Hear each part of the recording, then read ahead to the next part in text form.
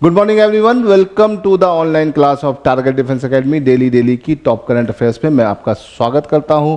आज है 21 तारीख और 21 तारीख की टॉप करंट अफेयर्स मैं आपके सामने लेके आ गया हूं। तो चलिए शुरू करते हैं आज की करंट अफेयर्स को। आज का जो बेटा पहला क्वेश्चन है वो है Nitish Kumar became the dash CM of Bihar. तो भैया नीतीश कुमार ने 20 तारीख को ले ली है शपथ अपने कैबिनेट की और वो बिहार के नए सीएम बने हैं। तो ये अब कौन से नंबर के सीएम, मतलब कितनी बार बिहार के सीएम बन चुके हैं? तो रिकॉर्ड 10वीं बार यहाँ के सीएम बने। ठीक है, काफ़ी चर्चा में रहता है बिहार का चुनाव और यूपी का चुनाव, क्योंकि यहाँ पर पॉलिटिकल इनस्टेबिलिटी बहुत ज़्यादा रहती है और यहाँ का जो पॉलिटिक्स है वो एकदम अलग ही पैटर्न पे चलता है, तो इसे ध्यान रखिएगा। तो नीतीश कुमार बिहार के नए सीएम बन गए हैं तो भाई, और वो इस रिकॉर्ड के साथ 10वीं बार बिहार के सीएम बने हैं। ठीक है, तो याद रखिएगा नीतीश कुमार जी को हर कोई जानता है। Nitish Kumar became the 10th chief minister of Bihar. He was sworn in for the record extended 10 time in November 2025 after the NDA secured a decisive victory in the state assembly election. तो भैया ये याद रखिएगा, नीतीश कुमार लगातार सीएम है कहाँ के? आपके बिहार के। चलिए आगे बढ़ते हैं, क्वेश्चन नंबर 2 की तरफ चलते हैं। क्वेश्चन नंबर 2 काफ़ी चर्चा में है।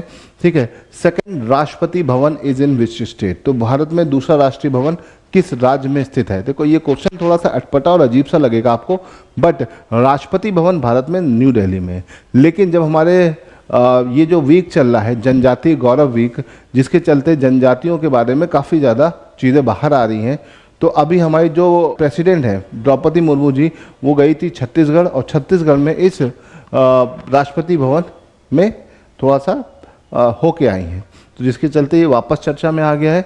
ठीक है, तो दूसरा राष्ट्रीय भवन जो है वो आपका कहाँ पे है? राष्ट्रपति भवन वो है आपका छत्तीसगढ़ में। अब थोड़ा सा इसके बारे में जान लेते हैं। ठीक है, राष्ट्रपति भवन कुछ इस तरह से दिखता है। ठीक है, ये याद रखिएगा, इसका भी अपना एक इतिहास है, उस इतिहास को समझ लेते हैं।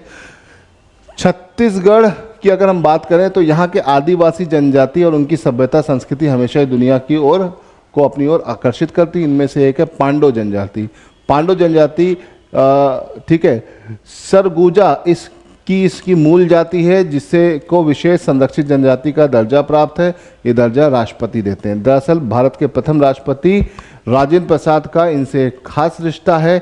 बताया जाता है कि जब डॉक्टर राजेंद्र प्रसाद आज़ादी की लड़ाई के दौरान क्रांतिकारियों की भूमिका में काम कर रहे थे, उस दौरान अंग्रेज पुलिस उन्हें तलाश कर रही थी। उन्हें बचाने के लिए सरगुजा ने के इस इलाके में पाडो आदिवासियों के गांव के अंदर छिपा के रखा था। तो ये एक बहुत ही पुरानी घटना है, बहुत ही पुरानी है, आज़ादी से थोड़ा सा पहले की।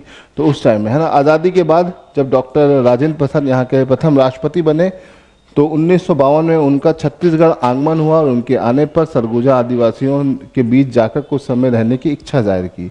पुरानी यादों को ताज़ा करना चाहते थे। तो सरगुजा जो महाराजा थे रामानुज शरण सिंह देव के साथ पांडवनगर पहुंचे और यहाँ पर उनके रहने के लिए एक और राष्ट्रपति भवन निर्माण किया गया। तो ये एक छोटी सी कहानी है जो इसको दर्शाती है, इसका इतिहास दर्शाती है।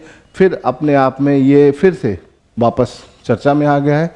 पांडव जनजाति को दत्तक पुत्र कहा जाता है, किसका? राष्ट्रपति का।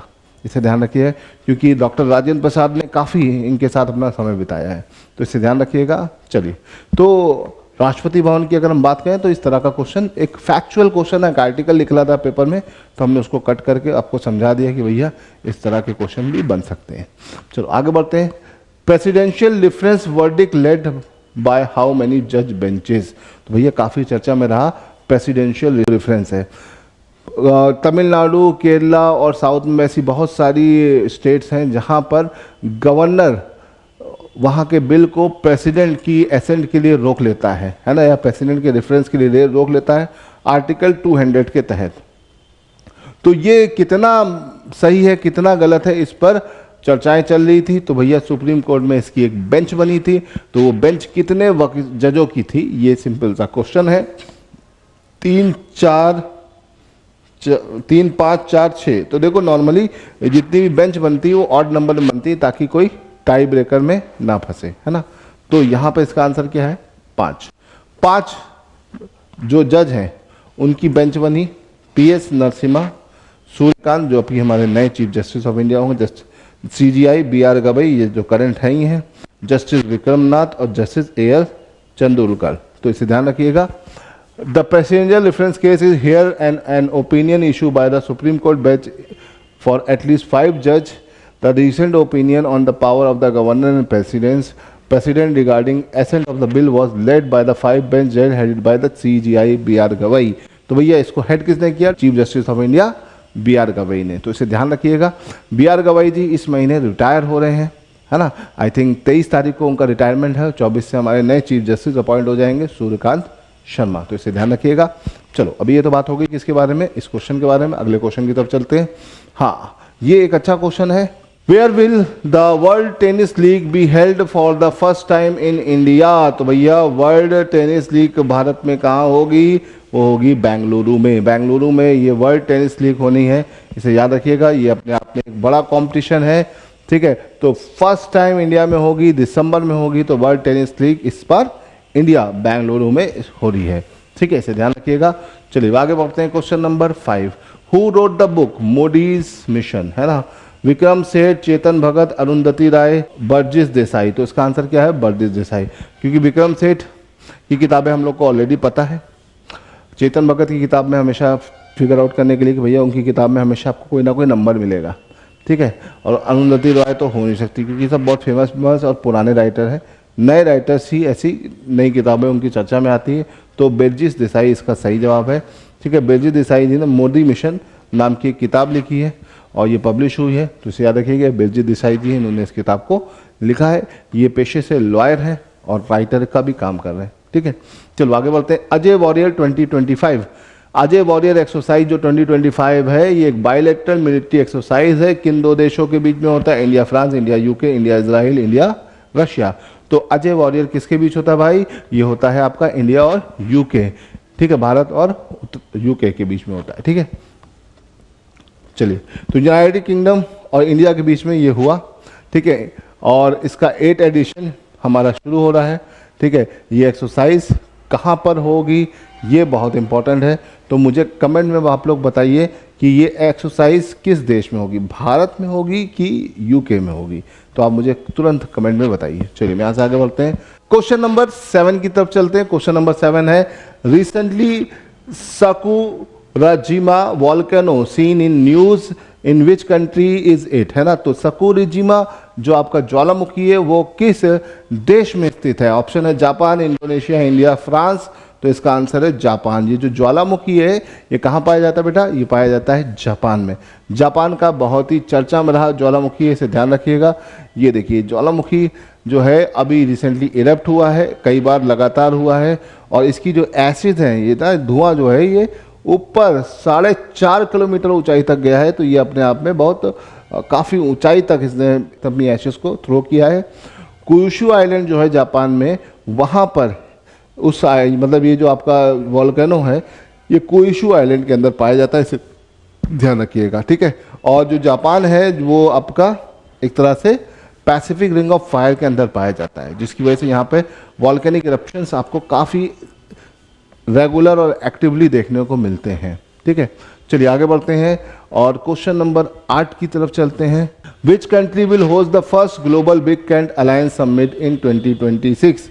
तो भैया बिग कैट अलायंस का जो ग्लोबल समिट है पहला, वो कौन सा देश अपने आप से आयोजित करेगा? तो बिग कैट अलायंस की बात करें तो बिग कैट का मतलब है भैया बड़ी बड़ी बिल्लियों की जो प्रजातियां होती हैं, इसमें 7 प्रजातियां होती हैं।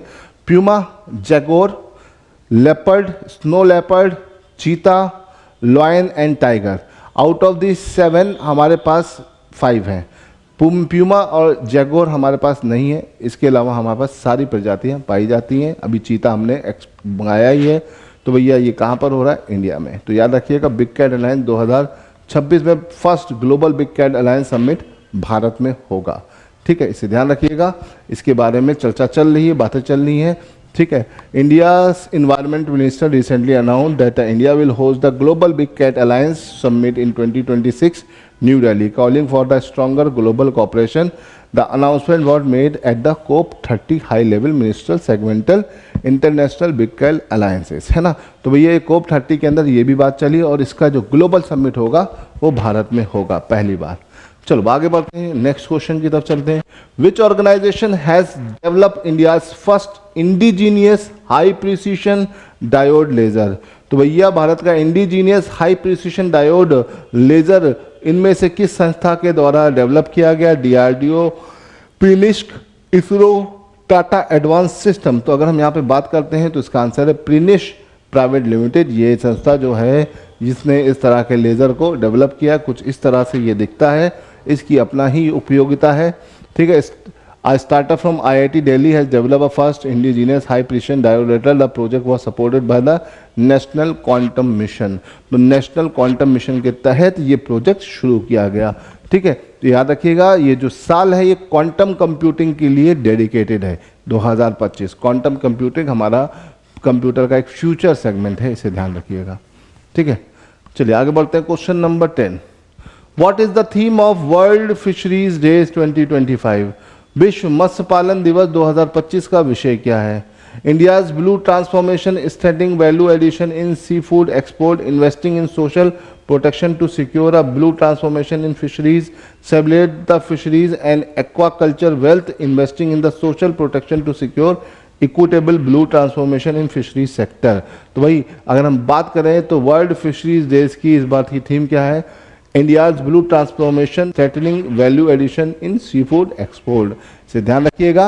अब मुझे ये बताइएगा कि ये जो सी फूड डे है, वर्ल्ड फिशरीज डे है, इसकी क्या इंपॉर्टेंस है हमारे लिए, है ना। चलो अभी हम यहाँ पे बात करते हैं। तो हर साल, ठीक है, 21 नवंबर को, है ना, हम इसको सेलिब्रेट करते हैं। ठीक है, और न्यू दिल्ली में इस बार इसको सेलिब्रेट किया जाएगा, इसे ध्यान रखिएगा। और एक्वा कल्चर को प्रमोट करने के लिए इसका यूज़ है ना, इसे ध्यान रखिएगा। तो बच्चों ये तो हो गया हमारे आज के top 10 current affairs. I hope कि आपको ये करंट अफेयर्स समझ में आए होंगे। थोड़ा थोड़ा करके इनको ऐड ऑन करिए, इनको समझिए, तब आपको चीज़ें क्लियर होंगी। चलो फिलहाल आज के लिए इतना रहने देते हैं, मिलते हैं कल फिर कुछ और नए करंट अफेयर्स के साथ। टिल देन गुड बाय, जय हिंद।